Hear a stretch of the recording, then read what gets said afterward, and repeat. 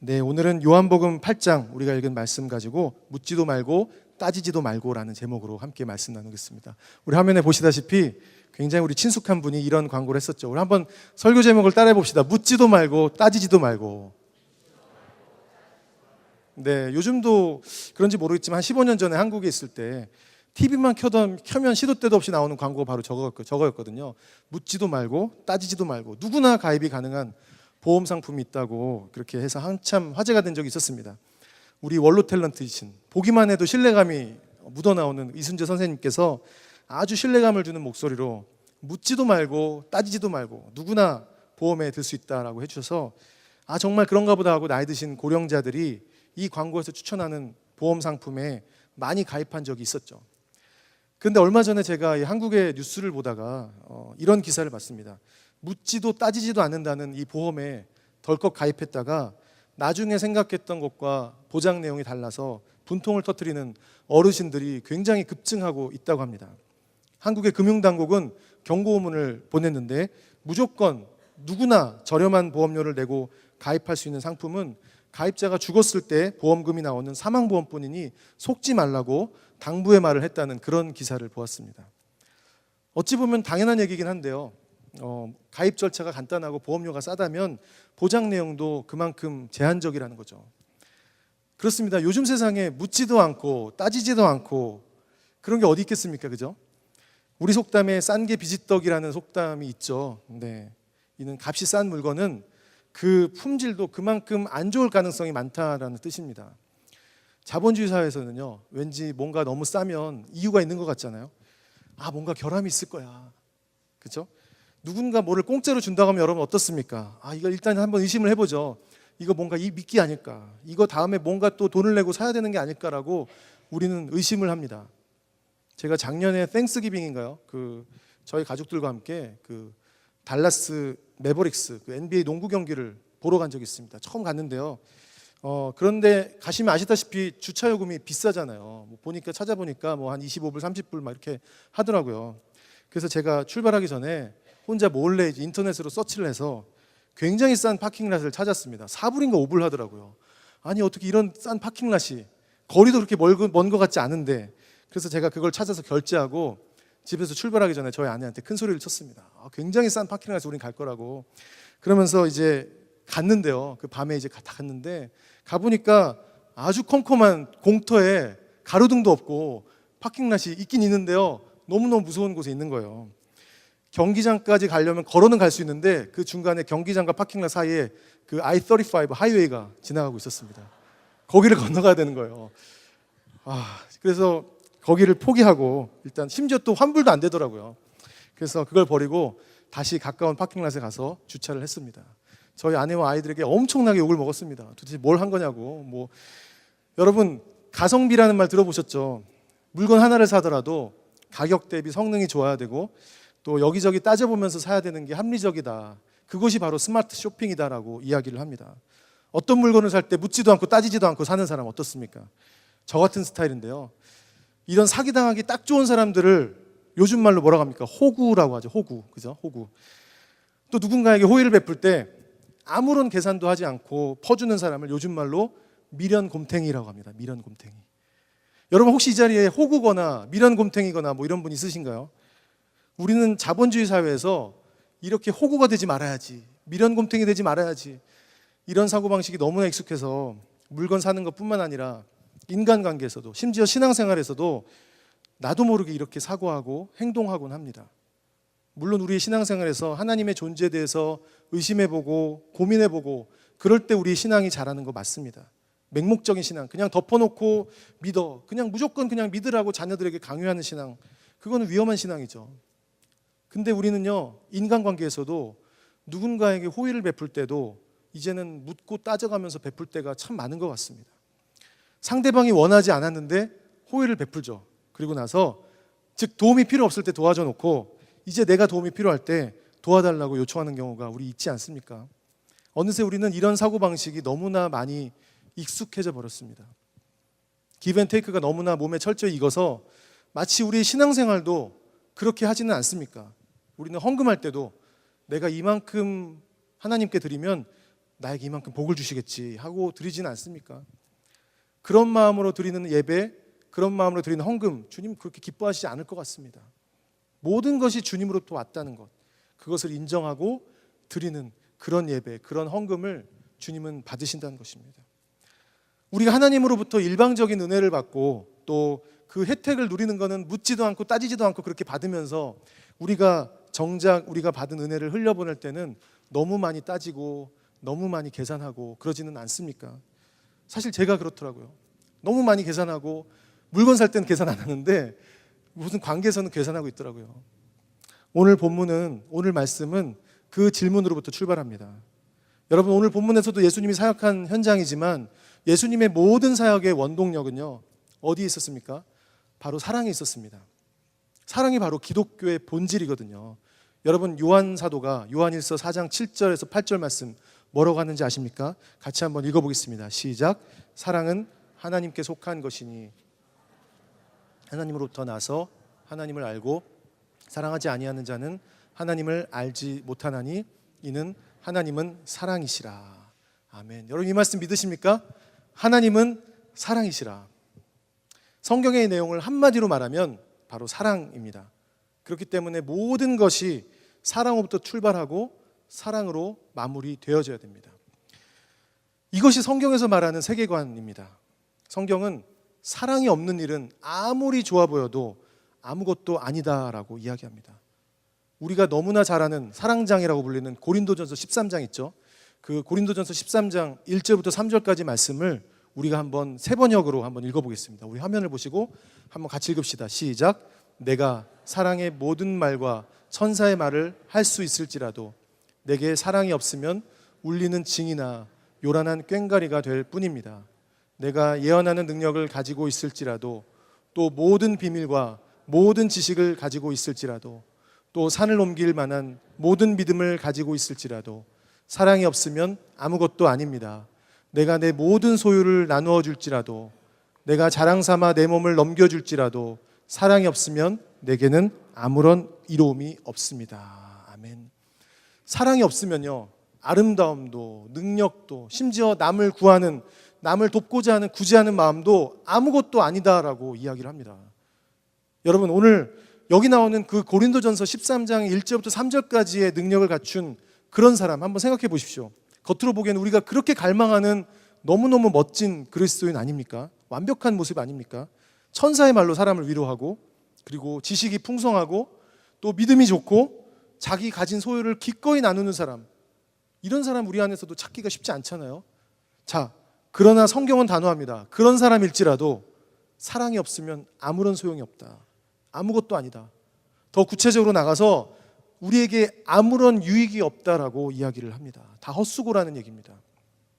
자, 고린도전서 13장에 나타난 그 사랑의 속성에 대해서 사도 바울은 고린도전서 13장 7절 말씀에 더 자세히 설명합니다. 자, 우리 7절 말씀을 세 번역으로 같이 한 번 더 같이 읽겠습니다. 시작.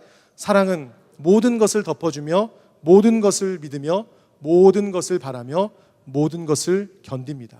아멘. 여러분, 여기서 가장 많이 등장하는 단어가 뭡니까? 모든 것이라는 단어입니다. 우리가 주목해야 될 단어는 모든 것이에요.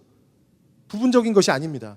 일부가 아니라 상대방에 대한 모든 것을 덮어주고 모든 것을 믿고 모든 것을 바라고 모든 것을 견디는 것입니다. 예수님의 사랑의 속성을 한마디로 말하자면 바로 이 모든 것에 있습니다.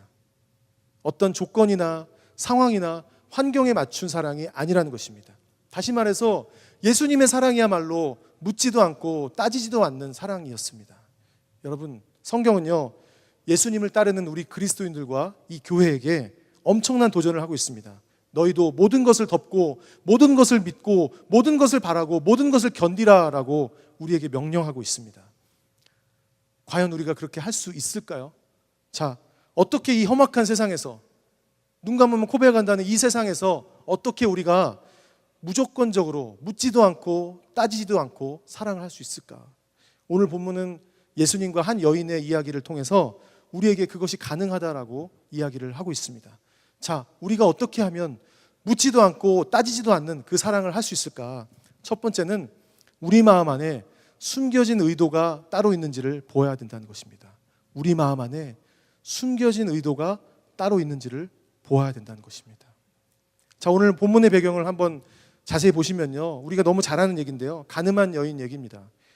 이 본문 바로 전에 요한복음 7장에 보면 유대인들이 예수님을 굉장히 많이 기대를 했는데, 메시아일 거라고 기대를 했는데 자신들이 생각하는 메시아가 아닌 것 같으니까 이제는 체포를 하려고 시도합니다.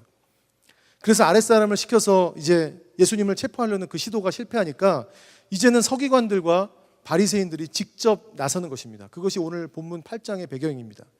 자, 이제는 서기관들과 바리새인들이 성전에서 말씀을 가르치시는 예수님 앞에 누구를 데려옵니까? 자, 요한복음 8장 3절부터 5절 말씀 아까 읽었는데 다시 한번 읽어보겠습니다. 시작. 서기관들과 바리새인들이 음행 중에 잡힌 여자를 끌고 와서 가운데 세우고 예수께 말하되 선생님이여, 이 여자가 간음하다가 현장에서 잡혔나이다. 모세는 율법에 이러한 여자를 돌로 치라 명하였거니와 선생은 어떻게 말하겠나이까? 여러분, 이 간음한 여인의 상황과 처지가 어떻습니까? 간음한 여인은 요즘 말로 말하면 현장범이었습니다. 4절에 보면 현장에서 잡혔나이다. 여러분, 간음은요, 오늘날에도 용서받지 못할 정말 중요한, 정말 심각한 범죄 중에 하나입니다. 가정을 파괴하죠. 그리고 많은 사람들에게 오랫동안 상처를 남길 수 있는 아주 심각한 범죄입니다. 자, 근데 사람들이 이런 여자를 현장범으로 잡아왔습니다. 근데 그 사람들이 어떤 사람들이었습니까? 모세의 율법에 능한 법학자들, 그리고 바리새파 사람들이었습니다. 다시 말해서 모세의 법으로 밥 벌어먹고 살던 사람들이었습니다. 그리고 이 사람들이 이제 예수님께 질문합니다. 근데 질문의 내용이 뭐였습니까? 유대인들이 그토록 끔찍이 아끼고 지키는 모세의 율법에 관한 내용이었습니다. 만약에 예수님이 이 여인을 옹호한다면 어떻게 됐습니까? 절대 어겨서는 안 되는 모세의 율법을 어기게 되는 상황이 됩니다. 그렇다고 이 여인을 정죄하면 어떻습니까? 모세의 율법에는 순종하겠지만 예수님이 그동안 줄곧 이야기해왔던 사람을 용서해라, 원수도 사랑해라, 그 내용과 완전히 모순이 됩니다. 진퇴양난이죠. 오도 가도 못하는 그런 상황입니다. 어떠한 결정을 내리더라도 딜레마에 처할 수밖에 없는 그런 상황이었습니다. 자, 이쯤 되면 서기관들과 바리새인들이 이 여인을 끌고 온 이유가 명확히 보이죠. 자, 그렇습니다. 서기관들과 바리새인은 이 여인을 통해서 예수님을 시험하기 위해서 이 여인을 끌고 온 것입니다. 함정이었죠. 자, 오늘 본문에 나오는 바리새인들과 서기관들은 자신들의 이런 숨겨진 의도, 즉 히든 모티브를 분명히 있었음에도 불구하고 철저하게 숨깁니다. 보기에는 아주 나이스하게. 여러분, 오늘 아까 읽었던 본문 요한복음 8장 3절에서 5절 말씀을 다시 한번 찬찬히 보면요, 사람들이 이 여인을 어떻게 했을까요? 예수께 말하되 선생님이여, 이 여자가 간음하다 현장에서 잡혔나이다, 이렇게 막 흥분했을까요? 네? 어떤 톤으로 얘기했을까요? 아마 아닐 겁니다. 명색이 이스라엘의 지도자들 아닙니까?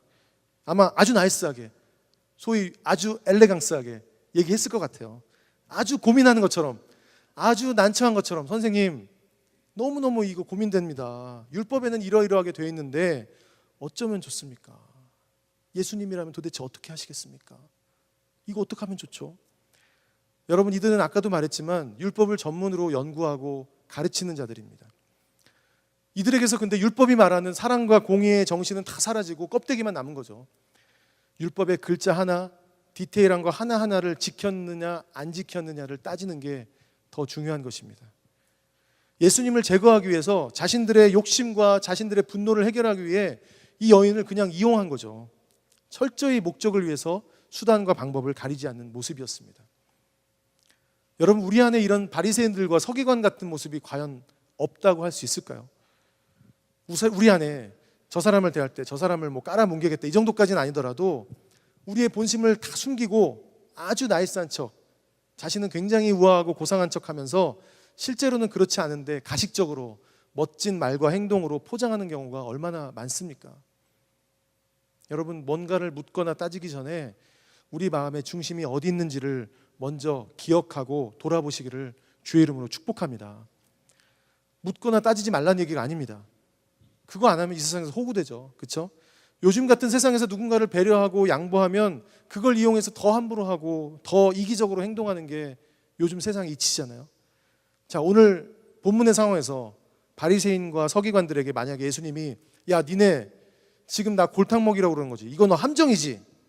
라고 바로 물어봤다면 그들이 어떻게 대답했을까요? 만약에 아니다라고 할 겁니다.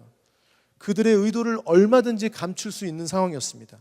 아닙니다. 예수님, 진짜 내가 율법을 지켜야 될지 아니면 사랑으로 품어야 될지 너무너무 고민이 돼서 지금 물어보는 거예요. 속마음을 싹 숨기고. 아마 이렇게 얘기했을 것입니다. 여러분, 하나님과의 관계에서, 사람과의 관계에서 우리 안에 이런 숨겨진 의도를 가지고 하나님과 딜을 했다면, 우리 안에 숨겨진 의도를 가지고 가식적으로 사람들을 대해왔다면 중단하시기를 주의 이름으로 축복합니다. 예수님 다 아세요, 우리 마음을요. 오늘 본문에서도 예수님은 이 서기관들과 바리새인들의 숨겨진 의도를 다 아셨습니다. 그럼에도 그들을 당장 혼내지 않으시죠. 우리에게도 마찬가지입니다.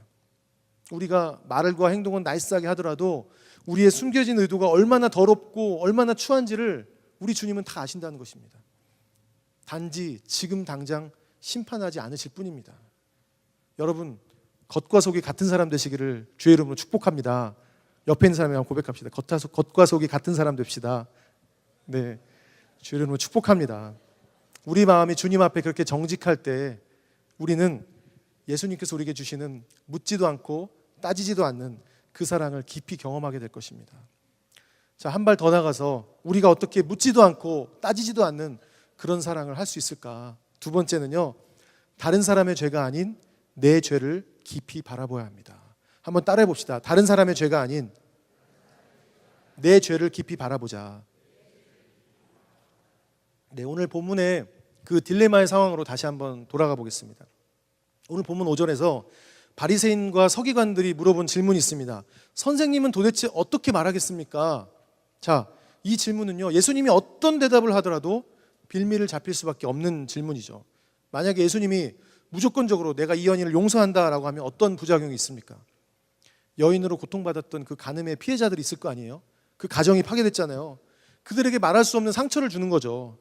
우리도 뉴스에서 끔찍한 범죄를 저지른 사람 보면 다시는 저 사람 때문에 피해자 나오면 안 되니까 엄벌에 처해야 된다고 얘기합니다. 그것이 맞죠. 만약에 예수님이 이 사랑의 정신으로 이 여인을 용서한다면 정말 불공평한 일입니다. 자, 이 상황에서 예수님 과연 어떻게 행동하십니까? 자, 6절에 보면 예수님께서 약간 좀 생뚱맞은 행동을 하십니다. 자, 6절 하반부에 보면 이렇게 얘기하죠. 예수께서 몸을 굽히사 손가락으로 땅에 쓰시니. 사람들이 예수님을 시험하려고 막 눈을 부릅뜨고 예수님의 대답을 기다리고 있는데 예수님은 몸을 굽히셔서 손가락으로 땅에 뭔가를 쓰고 있다는 것입니다. 모든 사람들의 시선이 예수님께 쏠렸는데 예수님은 그냥 어린아이들을 흙장난하는 것처럼 손으로 흙에다 뭘 쓰고 있다는 거예요. 도대체 오늘 예수님께서 오늘 본문에서 손가락으로 흙에다 뭘 쓰셨을까? 일단 그렇게 쓰는 동안 옆에 있었던 바리새인들과 서기관들은 뭘 하고 있었을까? 자, 오늘 본문 8장 7절에 어떻게 시작합니까? 그들이 묻기를 마지 아니하는지라. 무슨 말이냐면 옆에서 계속 다그치고 있는 것입니다. 헬라어 원문을 보니까 이 단어는 지속적으로 집요하게 대답을 요구하는 그런 장면입니다. 아마 예수님의 행동이, 그렇게 흙에다 쓰는 행동이 내 질문을 피하려는 거구나, 우리의 질문에 답변을 피하려는 거구나, 시간 끌려는 거구나, 이렇게 아마 생각했던 것 같습니다. 자, 계속 예수님을 다그치지만 예수님은 꿈쩍 않고 계속 땅에다가 뭔가를 막 쓰고 있습니다. 도대체 뭘 쓰고 계셨을까? 성경학자들은 이 부분에 대해서 확실히 성경이 이야기하고 있지 않기 때문에 아마 이럴 것이다라고 추측합니다. 이어지는 내용을 보아하니 아마 이럴 것이다. 많은 사람들의 견해, 많은 성경학자들의 견해처럼 저도 아마 예수님께서 이 바리새인들과 서기관들의 죄를 쓰고 계시지 않았나 생각합니다. 그렇게 흙에다가 그들의 죄를 먼저 글씨로 쓰고 있는 것입니다. 그걸 빤히 보면서도 아마 거기 있던 사람들은 내 죄가 아니라 이 여인의 죄를 쓰고 있구나, 아마 이렇게 생각하고 있을지도 모르겠습니다. 자, 그리고 나서 예수님이 정말 중요한 질문을 하십니다. 오늘 본문 요한복음 8장 7절 말씀을 다시 한번 읽어보겠습니다. 시작. 그들이 묻기를 마지 아니하는지라. 이에 일어나 이르시되 너희 중에 죄 없는 자가 먼저 돌로 치라 하시고. 자, 예수님은요, 이 질문의 프레임을 완전히 바꿔버리시는 거죠. 그들이 질문했던 이 여인의 문제가 아니라, 자, 이제는 예수님을 시험하고자 하는 그 바리새인과 서기관들, 너희들의 마음의 태도에 대한 질문을 하고 있는 것입니다. 법을 들고 와서 따지는 사람들, 그 사람들의 마음과 중심을 향해서 예수님이 질문하십니다. 너희가 말하는, 너희가 그토록 따지는 이 법에 과연 너희는 완전한가, 완벽한가라는 것입니다. 자, 이 예수님의 질문은요, 하나님께서 인간에게 율법을 주신 정확한 이유를 한마디로 정의하신 굉장히 엄청난 대답입니다. 여러분, 율법이요, 정말 중요합니다. 근데 의학적으로 비유하자면 병을 치료하는 약은 아닙니다. 뭐 비유하자면요, 무슨 엑스레이나 MRI 같은 거죠. 율법 자체가 병을 진단할 수는 있습니다. 하지만 치료할 수는 없습니다. 하나님께서 율법을 우리에게 주신 이유는 율법을 통해서 내가 어떤 죄를 지었는가, 내가 얼마나 죄인인가, 이거를 보게 하는 것입니다. 그래서 구원이 내 힘이 아니라 전적으로 하나님의 은혜구나, 하나님의 은혜로 구원받는 거구나라는 것을 깨닫게 하시려고 우리에게 율법을 주신 것입니다. 조건 없는 구원, 그것이 내가 잘나서가 아니라 하나님의 전적인 은혜구나, 이게 바로 하나님 사랑의 핵심이구나라는 것을 드러내기 위해서 우리에게 율법을 주셨습니다. 율법의 역할은 우리 인간 안에 있는 죄의 속성을 드러내는 것입니다. 죄책감을 느끼면서 벌벌 떨라는 얘기가 아니라 하나님을 대적한 우리 인간의 속성이 어떤 것인지 평소에는 못 느끼고 살다가 이 율법을 통해서 느끼는 역할을 해주는 것입니다. 근데 우리 인간은요, 이것의 정신을 기억하지 않고 우리가 자꾸 어떤 기준을 만듭니다. 그리고 그것에 자신을 비춥니다. 그리고 그 기준은 끊임없이 높아지고 도달하려고 하면 할수록 실패합니다. 그럼에도 불구하고 우리는 계속해서 어떤 기준을 만들죠. 그래서 어느 정도 기준에 가까이 도달하면, 소위 말해서 남보다 더 나은 존재가 되면 그 사람은 이 땅에서 의인이고 성공한 자라고, 성공한 인생이라고 생각합니다. 여러분, 자녀들에게 어떻게 가르칩니까? 그래, 아빠 엄마는 이 정도밖에 못했는데 너네는 그렇게 살면 안 되지. 내가 이민 와서 이렇게 고생하는데 공부도 더 잘해야 되고 더 신앙도 좋아야 되고 주류사회에 들어가서 서름받지 말고 살아야 되고, 우리는 나름대로의 기준을 정해놓고 거기에 도달하려고 안간힘을 쓰고 우리 자녀들에게도 그렇게 얘기합니다. 그걸 이룰 수 있는 방법은 뭐죠? 계속 조건을 거는 겁니다. 너 이거 하면 아빠 엄마가 이거 해줄게. 조건을 거는 거죠. 내가 이 고난만 넘기면 행복한 날이 돌아올 거야. 내가 이 사람한테 이만큼 베풀었으니까 이제 이만큼 돌아오겠지. 우리의 모든 행위는 다 조건적입니다.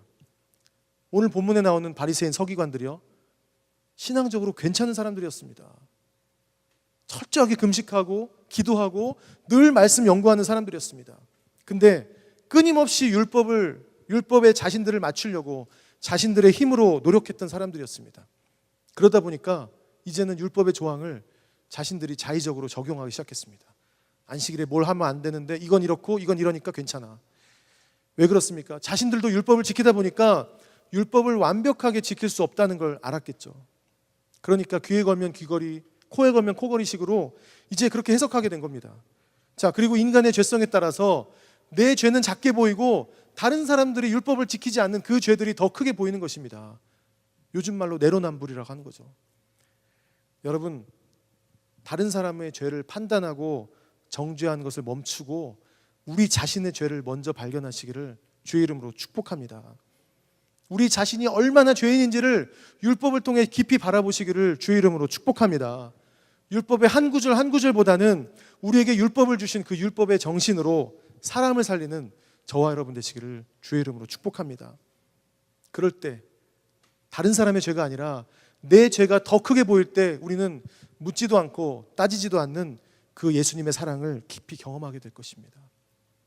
자, 우리가 마지막으로 묻지도 않고 따지지도 않는 사랑을 어떻게 할 수 있는가? 세 번째는 우리를 존재 그 자체로 사랑하시는 주님을 만나야 한다는 것입니다. 한번 따라합시다. 우리를 존재 그 자체로 사랑하시는 주님을 만나자. 네, 여러분, 우리는 살아가면서 늘 어떤 기준을 만듭니다. 그래야 마음이 편하잖아요.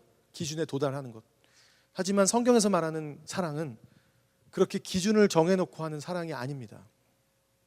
바로 조건적인 사랑이 아니라 존재 그 자체를 사랑하는 사랑이죠.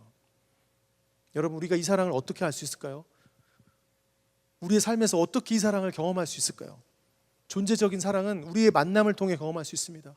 가족들 간의 만남, 우리 주변의 지체들과의 만남. 왜요? 우리 인간은 혼자 살아갈 수 있는 존재가 아니거든요. 태어날 때부터 만남의 존재로 지음받았습니다. 갓난아기 때 응애하고 울고 눈을 떠보니 엄마 아빠가 내 앞에 있었습니다. 그 만남이 나의 정체성을 변화시키죠. 내가 학생이 되었다가 직장이 되고 또 주부가 되고 내가 뭐 비즈니스맨이 되고 내 정체성이 변화됩니다. 결혼을 하면서 우리가 남편이 되고 아내가 됩니다. 학교 다닐 때 뭘 했든지 간에, 싱글 때 직장 다니면서 뭘 했든지 간에 남편이 되고 아내가 되고 또 자녀가 태어나면 아빠가 되고 엄마가 됩니다. 여러분, 주변에서 저 사람은 결혼해서 남편 구실 할까, 아내 구실 할까, 아빠 구실 할까, 엄마 구실 할까, 이런 사람들도 결혼하고 애 낳고 나면요 또 그렇게 잘 살아갑니다. 왜 그렇습니까? 이 만남을 통해서 우리는 사랑이라는 존재 가치를 우리 몸으로 배우기 때문에 그렇습니다. 내 안에 감추어 있던 그 사랑의 본성에 대해서 눈을 뜨게 되는 순간이 바로 만남입니다.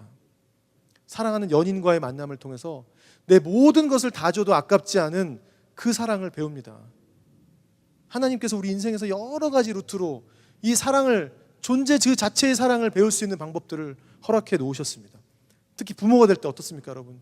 나보다, 내 존재 가치보다, 내 생명보다 더 소중한 절대적 가치가 있구나.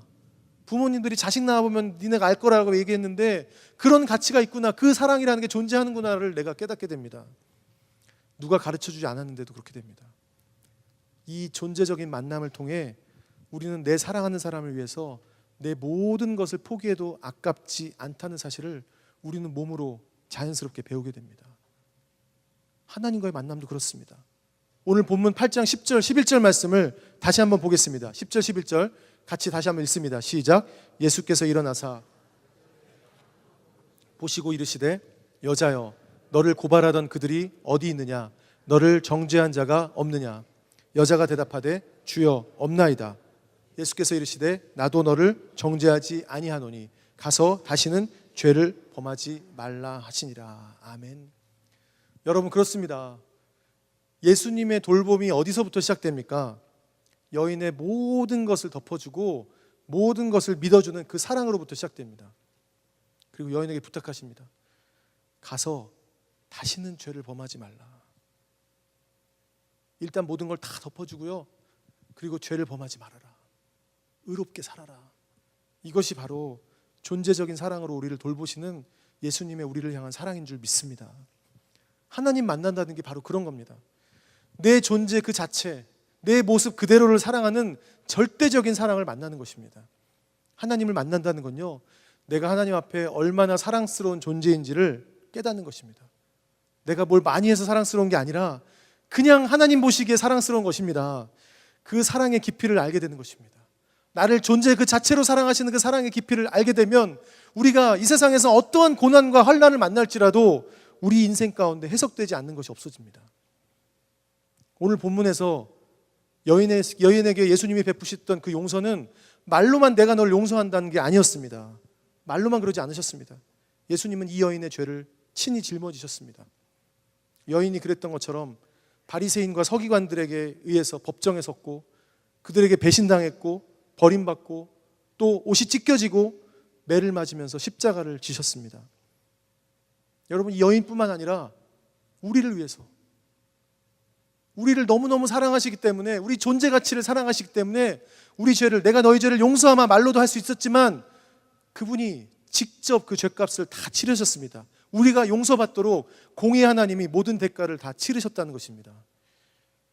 법의 관점으로 보면요, 우리도 오늘 본문에 나오는 여인처럼 돌로 쳐 죽임을 당해 마땅한 사람이지만 그 주님께서 아무런 대가 없이, 아무런 죄가 없는 그분이 그 대가를, 우리 죄의 대가를 몸소 십자가에서 죽으심으로 다 이루셨다는 것입니다.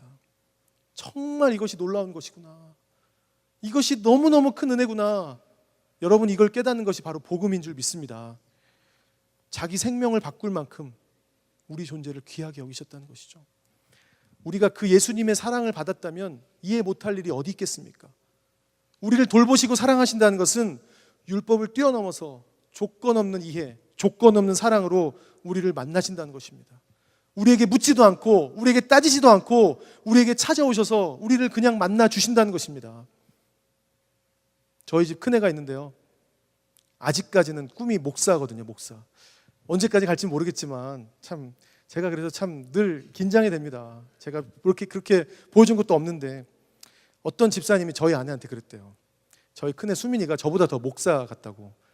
사실 윤 목사님은 그렇게 목사 같지 않은 모습도 좀 있는데 얘는 좀 그렇다고. 네, 제가 봐도 좀 융통성도 없고 고지식하고 고지것대로 해요. 하면 그대로 합니다. 목사 아들이고 큰애라서 그런지 잘 모르겠습니다.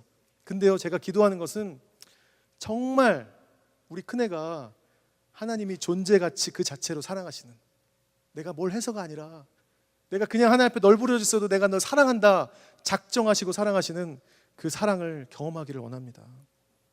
저도 뭘 막 잘하려고 했거든요. 근데 하나님은 제가 잘하는 거 원하시지 않더라고요. 잘하고 잘못하는 거 보시지 않으시고 그냥 우리의 존재 자체를 보십니다. 여러분, 예수님이 바리새인들과 서기관들이 그 여인을 데려왔을 때 가늠한 여인의 허물을 먼저 보신 게 아닙니다. 그 여자가 이런 짓 했다는 얘기를 듣고 그렇게 스테레오타입, 고정관념이 생길 수도 있지만 예수님은 그 여인을 있는 그대로의 존재, 예수님이 도움이 필요한 불쌍한 사람이구나, 그 여인으로 먼저 보셨습니다. 예수님의 사랑, 예수님의 우리를 향한 돌보심은 항상 그랬습니다. 언제나 존재 그대로를 보시는 이해의 마음이셨습니다. 오늘 본문 11절에 가서 다시는 죄를 짓지 말아라, 이 말씀은요, 사실은 이 여자가 들어야 될 말씀이기도 하지만 우리가 들어야 될 말씀이기도 합니다. 오늘도 우리 본문의 여인처럼 얼마나 우리가 죄를 많이 짓습니까? 은근히 잘난 척하고 교만하고 세상을 추구하고 형제를 미워하고 욕하고 세상이 재밌다는 것에 은근히 중독되고 호기심을 가지고 죄악에 기웃거리는 모습을 우리가 마귀와 버탈 때가 얼마나 많습니까? 사실요, 이 여인의 모습이 우리 모습입니다. 그녀와 우리가 다른 점은 딱 하나밖에 없습니다. 이 여인은 들켰다는 거, 그리고 우리는 들키지 않았다는 것밖에 없습니다. 요즘 말로 말하면 도찐 개찐이라는 것이죠. 주님의 시선은요, 우리의 행위에 있지 않습니다. 우리의 행위가 아니라 우리 존재 그 자체에 있습니다. 주님은요, 우리가 화려하고 눈부시고 반짝반짝하고 멋지게 사는 거 별로 그거에 관심이 없는 것 같습니다. 오히려 주님은 우리가 미련한 자, 비천한 자가 되었을 때 주님은 우리를 사용하십니다. 그래서 사도 바울이 고린도 교인들에게 우리 존재를 뭐라고 합니까? 질그릇이라고 표현합니다. 자, 고린도후서 4장 7절 말씀 우리가 함께 읽어보겠습니다. 시작. 우리가 이 보배를 질그릇에 가졌으니 이는 능력의 힘이 큰 것이 하나님께 있고 우리에게 있지 아니함을 알게 하려 함이라. 아멘. 여러분, 우리는요 그냥 다 질그릇입니다. 믿으십니까? 겉으로 보기에 누가 화려해 보이고 누가 좋아 보이지만 하나님 눈으로 보기에는 우리는 다 질그릇이에요. 그 대신 우리는 그 질그릇 안에 놀라운 보배가 담겨 있습니다. 보잘것없는 질그릇이지만 그 안에 힘이 능력의 큰 것이 있습니다. 은과 금은 우리에게 없지만 우리에게 있는 것, 놀라운 것이 있습니다. 주님의 능력, 그 하나님의 능력을 신뢰하시는 저와 여러분 되시기를 주의 이름으로 축복합니다. 우리 안에는 뭔가를 막 잘하려고 합니다. 우리 그릇을 반짝반짝 빛나게 만들려고 합니다. 노력하지 말라는 얘기가 아닙니다. 하지만 뭔가를 내 힘으로 잘하려는 것에는요 한계가 있습니다. 뭔가를 내 힘으로 잘하려고 막 아등바등, 그렇게 저도 막 그러는 것 같습니다. 그럴 때마다 주님이 저에게 말씀하십니다. 원상아, 스탑, 그만해. 지난주에 우리 전교인 수양회가 있었잖아요. 여러분, 토요일 아침 금요일 밤 기억나십니까? 천둥 번개가 치고 이거 준비했는데 어떡하지? 잠이 안 오더라고요. 어떡하지? 토요일 아침에 이제 선발대하고 함께 비를 쫄딱 맞아가면서 물건을 나르고, 그래도 비가 안 그치는 거예요. 그런데 어땠습니까, 여러분? 기억하다시피 토요일 오후가 되니까 언제 그러냐는 듯 비가 싹 그치고요. 그 다음날 여러분 주일 기억하시죠? 너무너무 멋진 날씨를 주셨습니다. 아마 그 전날 비가 안 왔으면 우리가 경험하지 못할 그런 정말로 멋진 날씨를 주셨어요. 제가 그걸 보면서 내가 마음 졸이는 게 참, 하나님이 그냥 햇빛 한번 비추시면 끝나는 건데, 여러분 우리 인생도 마찬가지예요. 하나님이 우리 인생 가운데 오셔서 햇빛 한번 비추면 끝나는 것입니다. 내가 뭔가를 따지고 계산하는 게 아니라 예수님이 나에게 하셨던 그 마음을 절절히 느끼고 내가 그 자리에 내려와야 주님이 우리를 사용하실 줄 믿습니다. 주님이 저와 여러분을 그렇게 우리 인생에 일하시기를 주의 이름으로 축복합니다. 우리가 뭔가를 해서가 아니라 우리 존재 그 자체로 기뻐하시는 주님의 마음을 기억하시기를 축복합니다. 그 마음으로 남편을 바라보시고 아내를 바라보시고 자녀를 바라보시고 이웃을 바라보시고 그렇게 묻지도 않고 따지지도 않은 사랑으로 나아가야 될 줄 믿습니다. 행위를 많이 하라는 게 아니라 존재적인 사랑으로 우리에게 다가오신 그 예수님의 사랑에 우리가 눈뜨고 그 사랑으로 우리 이웃을 보듬는 우리 모두가 되어야 될 줄 믿습니다. 우리가 하는 건요, 그냥 주님 계신 자리에 서 있는 것 뿐입니다.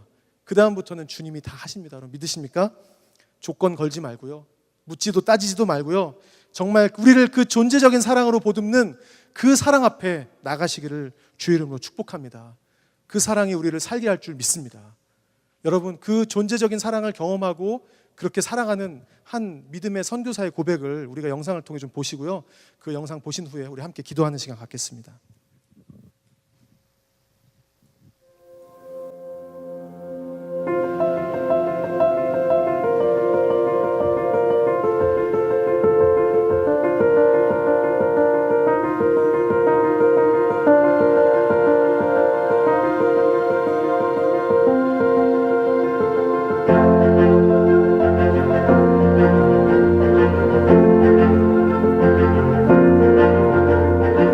그때 분명한 하나님 음성이 저에게 들린 게 너가 내가 원하는 곳에 갈 수 있겠느냐는 음성이었어요. 그렇게 대답을 했죠. 기도같이.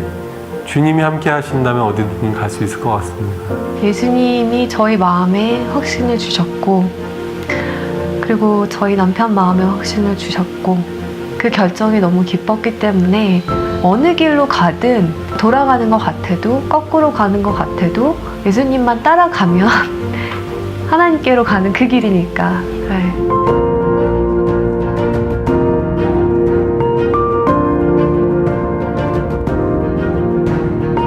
예수님이 떠나시고 나서 본인이 하셨던 일을 할 수 있는 제자들을 키우는 데 집중하셨던 것처럼 현지인 의사들과 직접 피부를 맞대고 그 사람들을 양육하고, 제가 한 가지 진료를 할 수 있지만 그 진료를 할 수 있게 1명, 2명, 3명을 키울 수 있다면 그것이 더 맞는 길이 아닌가라고 저는 생각을 하고 있고, 그렇게 지금도 확신하고 있어요.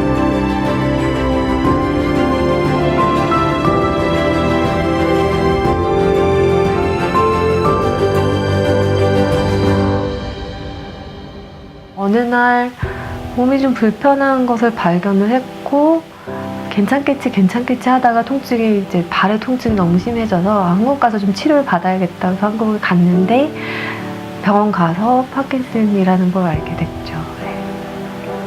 앞으로 나는 어떻게 될까, 그리고 저희가 아이도 셋이나 있고 하다 보니까 이제 가장으로 어떻게 되나. 실질적인 고민들이 사실은 많이 됐죠. 근데 너무 그 생각하는 것 자체가 괴로운 거예요.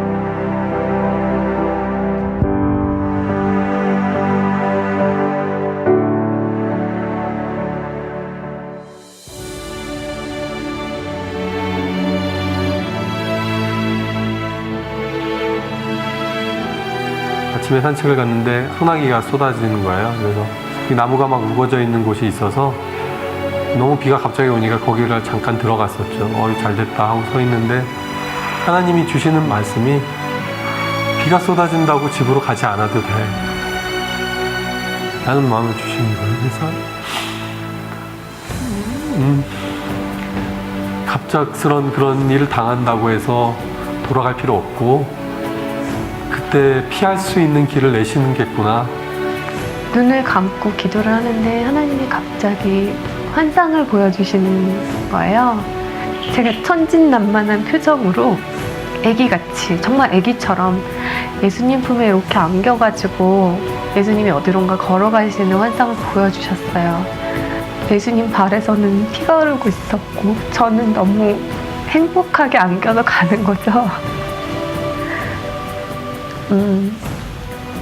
그때 다시 알게 됐어요. 아, 선교가 내가 하는 게 아니었구나, 진짜로.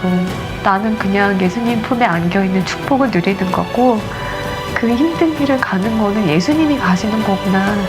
어떨 때는 좀 심하다 싶을 정도로 또 몸이 잘 안 움직여질 때가 있어요. 그러면 저도 두려움이 확 몰려올 때도 있죠. 아, 이렇게 점점 더 몸이 굳어가는 거구나. 없는 것들, 세상에 천한 것들을 하나님이 더 기뻐 사용하시죠. 왜냐하면 하나님의 능력을 드러내시기가 더 편하니까. 저도 이제 하나님의 영광을 더 드러내기 편한 사람이 돼가는 것 아닌가 하는 생각이 들어요.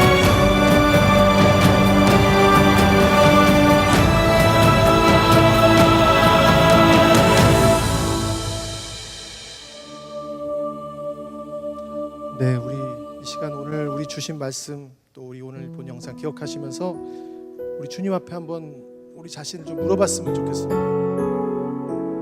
여러분, 주님이 편하신, 쓰시기 편한 그릇입니까? 우리가 어떤 몸을 가지든지, 우리가 어떤 상황에 있든지 간에 주님 우리에게 말씀하십니다. 내가 너 손잡고 간다. 내가 너 존재 가치 그 자체만으로 내가 널 사랑한다. 비가 온지라도 내 손 잡고 가면 너는 어디든지 그 고난을 피할 수 있는 길을 내시고, 주님 우리에게 말씀하십니다. 우리를 묻지도 않고 따지지도 않고 우리를 사랑하시는 주님. 우리가 어떤 존재이든 간에 세상의 평가와 세상의 그런 가치와 상관없이 주님 우리를 가치 있게 여기시고 내가 너를 내 질그릇 안에 보배를 담는다고 말씀하십니다. 우리 시간 주님 앞에 같이 한번 고백하고요, 이 시간 주님 앞에 우리를 존재 가치로 사랑하신 그 주님 앞에 우리 같이 한번 기도하는 시간 갖기를 원합니다.